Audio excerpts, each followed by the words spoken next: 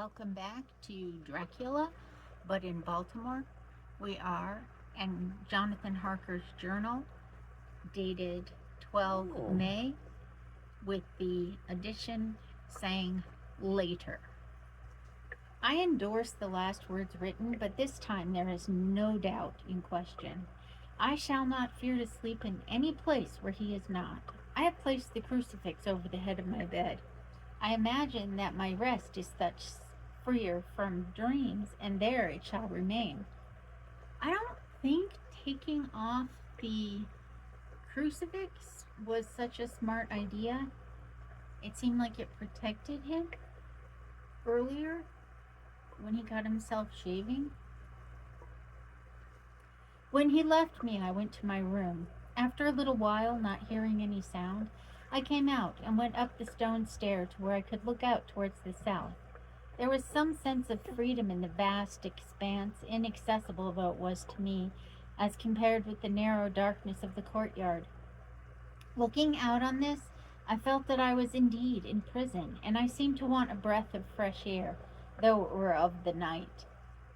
Is nighttime air not as good as daytime air, maybe? I am beginning to feel this nocturnal existence tell on me. It is destroying my nerve. I start at my own shadow, and I am full of all sorts of horrible imaginings. God knows that there is ground for any terrible fear in this accursed place. I looked out over the beautiful expanse, bathed in soft yellow moonlight, till it was almost as light as day.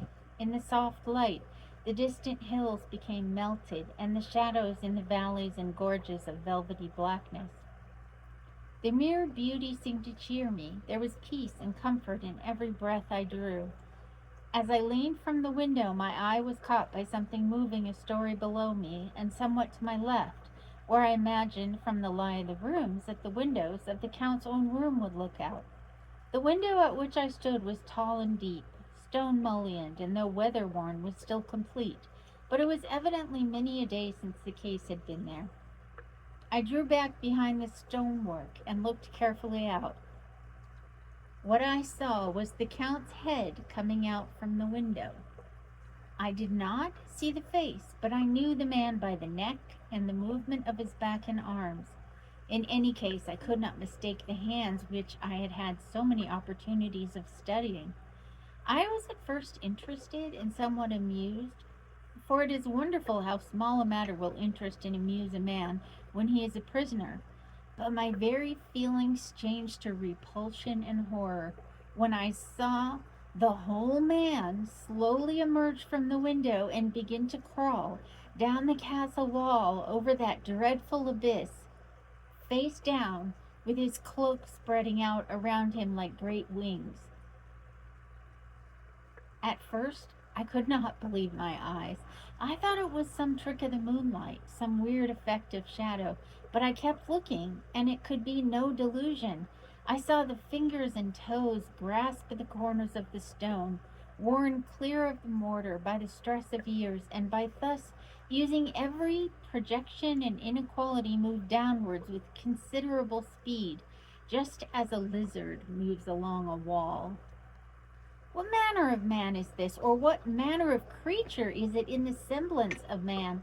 I feel the dread of this horrible place overpowering me. I am in fear, in awful fear, and there is no escape for me. I am encompassed about with terrors that I dare not think of. Well, I think I would be pretty scared too. I would probably have screamed and gotten into even more trouble than poor Mr. Harker is in. Sorry, my oxygen has a life of its own. So that's it for today. Curious what the next entry will bring. Thank you for joining me, and I hope to see you in the next session.